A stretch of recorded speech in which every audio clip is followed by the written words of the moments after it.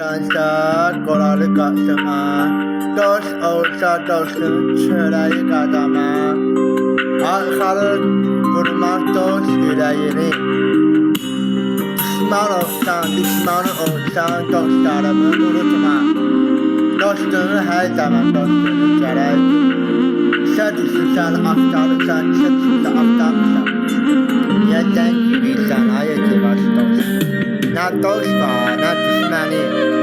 Ne çöreği kadama, ne düdük çöreği kadama. Derdi çöreği kadarırsa ay dost. Zəhməti qadarırsa dost ürəyini. Halal zəhmət qadarırsa dost ürəyini. Başqası satar dostu zəhmətimə halaldır. Zəhmətimi halal dost nədir? Dost zəhmətimi nə gələr dostumu? Yedi dost ürəyimi çatar dostumu. Orada bilmərəm ay dost məndən. Küsüb getmə nicalırəm ay dost. Həssətin ürəyim dost ürəkdir.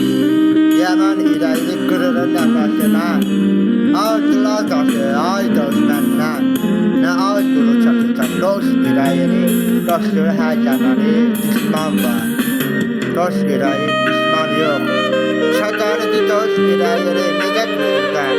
Məni unutma ay dost. Unutma məni.